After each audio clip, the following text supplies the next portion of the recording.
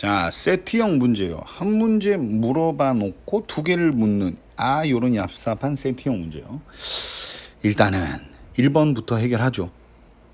이렇게 x축이 있는데 마이너스 3이 여기 있고 3은 여기 있죠. 그래서 이게 a고 이게 b예요, 지금. 근데 이 두 지점을 지나는 원 개수가 몇 개네요. 결론은 무수히 많습니다. 점 두 개는요, 절대로 원을 정의할 수 없어요. 뭔 말인가요 하면, 원의 방정식은 이런 식으로 생겼거든요. ax 더하기 by 더하기 c 이퀄 0, 아니면 x 마이너스 a의 제곱 더하기 y 마이너스 b의 제곱은 r제곱, 이렇게 쓰죠. 이렇게 표현을 하든 아래로 표현을 하든 모르는 게 미지수가 3개예요. 그래서 세 가지의 미지수를 모두 해결하려면 세 가지 조건, 지나가는 점이 3개는 돼야 원을 정의할 수 있어요. 정의를 한다라는 표현은 예를 들어 이 3개를 지나는 원은 세상에 딱 하나밖에 없다는 얘기입니다. 이 원 말고는 없어요. 조금이라도 다르게 생겨먹은 원이 등장하면 세 점을 동시에 지날 수 없다고요. 그러니까 점 두 개는, 결론적으로 점 두 개는 원을 정의할 수 없습니다. 마지막 남은 하나의 미정계수가 해결이 안 된다는 얘기예요. 그래서 개수를 물었는데요, 무수히 많습니다. 무수히 많다, 이렇게 표현하셔야 돼요. 그래서 또한 두 개인지 알았는데 물음이 또 있죠, 지금. 그렇다면 그 원의 중심은 어떤 도형이 되느냐, 요거는 또 이제 어떤 지식이 필요할 것 같냐면, 동그라미가 이렇게 있습니다. 여기서 제가 임의로 두 점을 한번 선택을 해볼게요. 그냥 랜덤으로 선택했어요. 그럼 그 두 점을 연결하면 무조건 이거는 이 원의 현이라는 게 돼요. 저는 이거랑 이거 선택할래요. 상관없어요. 이것도 이 원의 현이라고 하는 게 됩니다. 놀라운 사실은 현이 있으면 중심을 찾아낼 수 있어요. 현이 두 개만 있으면. 현의 수직 이등분선이요, 이등분시키고 수직된 선, 얘의 수직 이등분선을 시켜보면 만나는 교점이 있죠. 걔가 바로 중심입니다. 중심. 이런 기하의 원리를 배우신 적이 분명히 있기는 있을 거예요. 다시 원점으로 돌아갑니다. 지금 점 AB가 이게 그렇다면 이게 원 위에 점 두 개니까 이것은 현이 될 거 아니에요, 현. 근데 원이 정의되지 않기 때문에 그게 이런 원의 일부분의 현인지, 아니면 엄청 조그만 요런 원의 일부분의 현인지 판독이 안 되죠. 하지만 얘가 그 원의 중심을 요구했는데, 중심은 분명한 사실은 현을 정중앙을 찾아서 수직으로 2등분을 시켜서 수직 2등분선을 그어보면은요, 여기 위에 어딘지는 모르겠지만 반드시 중심이 등장을 해요. 당연히 이 쬐끄만 원은요, 중심이 요런 데에 있을 거고요, 큰 제가 그린 첫 번째 그림의 원의 중심은 요런 데에 있겠죠. 결코 A, B를 지나는 원의 중심이 수직 이등분선을 벗어난 곳에서 그려질 수는 없습니다. AB가 현이기 때문에. 그래서 다 이제 좀 걷어내고 마무리 말씀을 드리자면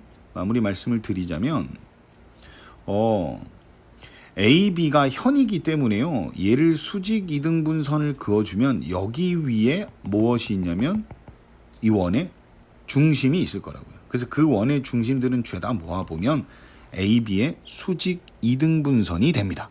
그래서 어떤 도형 위에 있니? 그러면 AB의 수직 이등분 선이라고 하면 되겠죠. 가 아니라 정확히 방정식을 얘기를 해야겠죠.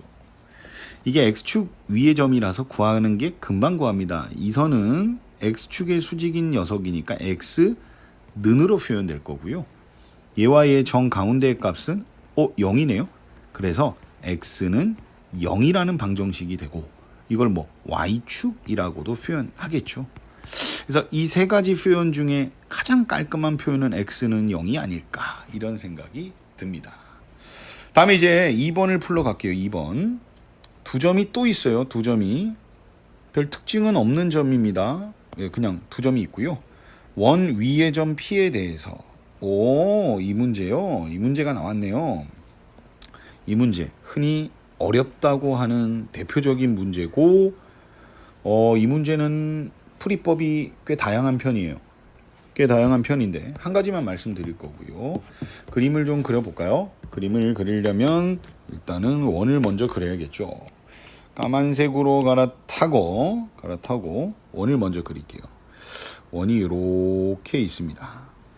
원이 있는데 이 원은 좌표를 정확히 그리는 게 좋겠네요. X축, Y축도 그릴게요.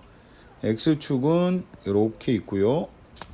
그 다음에 Y의 축은 또 이렇게 있습니다.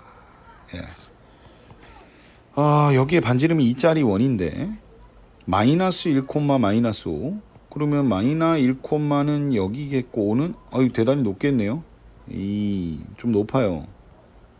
그래서 이쯤에 있다라고 할게요. 여기요. 여기에 지금 A라는 점이 있고요. B라는 점은 마이너스 1, 제가 지금 뭘 그린 거죠? 마이너 1, 마이너스 5를 그렸어야 되는데. 죄송합니다. 다시요. 금방 그립니다. 금방. 자신 있습니다. 마이너스 1에서 5는 더 내려가면 뭐 이런 데 있겠죠. 여기가 마이너스 2니까 여기에 바로 A가 있습니다. 그 다음 B는 이게 B예요. 미친놈이네요 제가.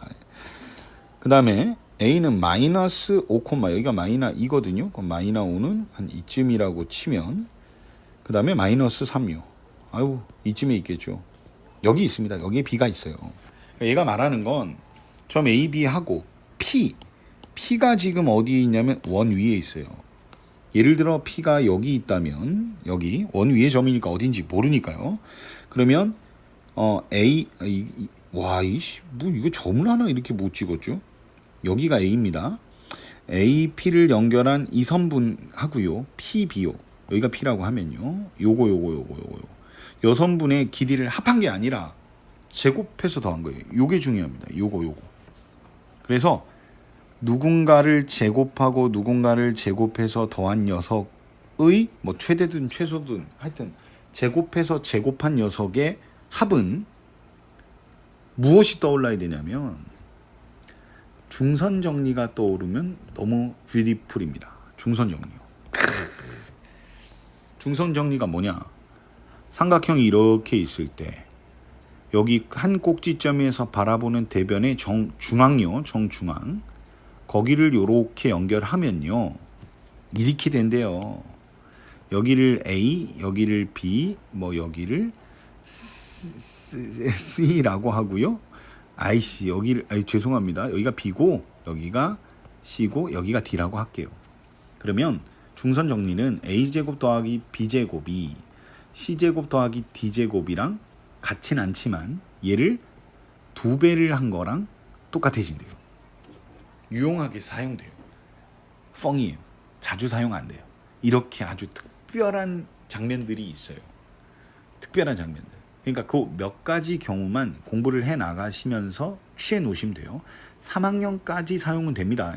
이게. 그래서 여기 제곱 더하기 여기 제곱이요. 무엇이랑 똑같냐면 여기 제곱 더하기 이거 제곱의 2배랑 똑같다고요. 그래서 얘를 구하라고 했는데 얘를 구하지 않고 얘를 구해도 돼요. 똑같은 값이니까. 그게 지금 사용이 되는 겁니다. 좋아요. 이해를 돕기 위해 P의 위치를 조금 바꿔볼게요. P를 여기라고 하겠습니다. 예를 드는 거예요. 그러면 AP 2선분 제곱 더하기 2선분 제곱이거든요. 그 제곱이 붙었단 말이에요, 지금. 그러면 그 녀석은요. 그 길이는요. AB의 정중앙의 값이 있을 거 아니에요. 정중앙. 그걸 M이라고 할게요. 그러면 이거 제곱 더하기 요거 제곱이랑 똑같습니다. 근데 이렇게 파악하면 장점이 뭐냐면 P가 여기라고 할게요. 그러면 이거 제곱 더하기 이거 제곱은 아까랑 비교하면 이거 제곱 더하기 이거 제곱 두 변의 길이가 모두 바뀌었죠. 모두 바뀌었어요. 근데 파푸수를 쓰게 되면 이거 제곱 중점에다가 대변의 중점에 연결하는 거니까요. 중선을 긋는 거니까. 이변 제곱 더하기 이변 제곱은 이변 제곱 더하기 이변 제곱의 2배예요. 아까는 요거 작은 삼각형 이거 제곱 더하기 이거 제곱은 요거 제곱 더하기 이거 제곱의 2배랑 똑같다고요. 뭐냐면 그냥 생으로 요런 데를 파악했을 때는 변 길이가 일정한 거 없이 계속 바뀌어요. 하지만 파푸스의 오른쪽 편을 주목하신 분들은 이거 제곱 더하기 이거 제곱, 여기에 p가 있을 때는 이거 제곱 더하기 이거 제곱, 그러니까 아까랑 비교해 보면 AM의 길이는 변화가 없죠. 결국은 MP의 길이만 변화가 있는 거예요.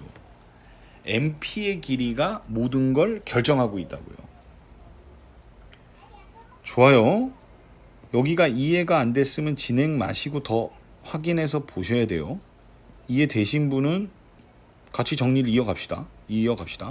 그러니까 여기를 지워놓고 PA 제곱 더하기 PB의 제곱이라는 것은요, PM 제곱 더하기 AB의 제곱이랑 AM의 제곱이랑 똑같다고요. 물론 2배는 해야죠. 이렇게. 다시 샘플 그립니다. 여기가 P라고 했을 때 AP 제곱 더하기 PB 제곱은 까만색이요. PM 제곱 더하기 AM 제곱이랑 똑같은데 P가 어디에 있든 AM은 변하지 않아요.